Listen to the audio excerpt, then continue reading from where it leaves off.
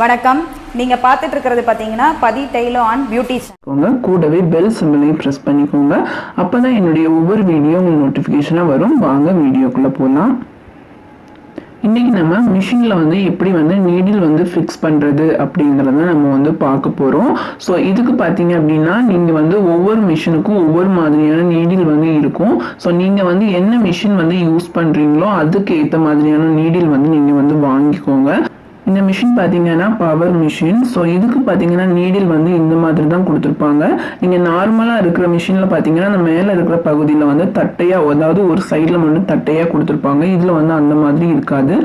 So நம்ம எப்படி கரெக்டாக நம்ம ஃபிக்ஸ் பண்ணணும் அப்படின்னு பார்த்தீங்கன்னா, ஊசியோட நூல் கோக்குற இடத்துல பார்த்தீங்க அப்படின்னா ஒரு சின்ன பெண்டு மாதிரி கொடுத்துருப்பாங்க. உங்களுக்கு தெரியும்னு நினைக்கிறேன். இந்த ஒரு சைடில் மட்டும் லைட்டாக ஒரு வளைவான ஒரு பகுதி மாதிரி இருக்கும். உங்களுக்கு தெரியுதான்னு தெரியல.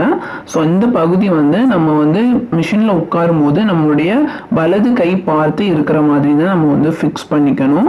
ஸோ உங்களுக்கு தெரியும்னு நினைக்கிறேன். ஸோ இது பார்த்தீங்கன்னா இந்த வளைவாக இருக்கிற பகுதி நம்ம மிஷினில் உட்கார்ந்துருக்கும் போது நம்மளுடைய வலது கை பார்த்து நம்ம வச்சுருக்கணும். ஸோ இந்த மாதிரி தான் நம்ம ஃபிக்ஸ் பண்ணிக்கணும். ஸோ உங்களுக்கு பார்த்தீங்கன்னாலே உங்களுக்கு தெரியும் இந்த பெண்டு இருக்கிறது.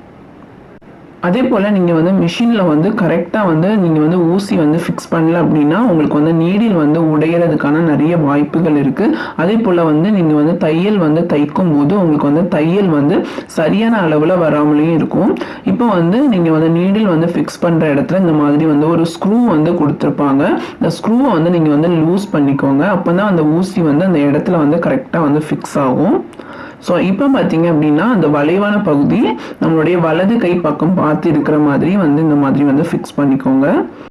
ஊசி எவ்வளோ தூரம் மேலே போகுதோ அவ்வளோ தூரம் மேலே தள்ளி வச்சுக்கோங்க. கீழே இறங்கி கிடந்துச்சு அப்படின்னாலும் உங்களுக்கு ஊசி உடையிறதுக்கான வாய்ப்புகள் இருக்கும். ஸோ இந்த மாதிரி தான் நம்ம ஃபிக்ஸ் பண்ணிக்கணும். ஸோ இப்போ உங்களுக்கு என்ன இருக்கா நான் க்ளோஸ்அப்பில் வச்சு காமிக்கிறேன். இந்த ஸ்க்ரூவை பார்த்தீங்கன்னா இந்த ஸ்க்ரூவை தான் நம்ம லூஸ் பண்ணிக்கணும். ஸோ அந்த மாதிரி லைட்டாக லூஸ் பண்ணிக்கோங்க. அந்த நீடில் பாரில் இருக்கும் அந்த ஸ்க்ரூ. அதுக்கப்புறம் பார்த்தீங்கன்னா அந்த பெண்டாக இருக்கிற பகுதி நம்மளுடைய வலது கை பக்கம் பார்த்து இருக்கிற மாதிரி இந்த மாதிரி ஃபிக்ஸ் பண்ணிக்கோங்க. அந்த உள்ளே இருக்கிற கேப் ஃபுல்லாக ஃபில் ஆகிற மாதிரி ஊசியை தள்ளி விட்டுக்கோங்க. பார்த்தீங்கன்னா உள்ளே கரெக்டாக நம்ம நீடில் வச்சுட்டோம். இப்போ மறுபடியும் அந்த ஸ்க்ரூவை நம்ம நல்லா டைட் பண்ணிக்கலாம்.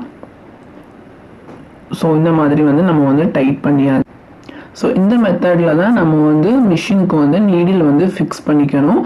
ஸோ இன்றைக்குள்ள வீடியோவில் நம்ம மிஷினில் எப்படி நீடில் ஃபிக்ஸ் பண்ணுறது அப்படிங்கிறத பார்த்தோம்.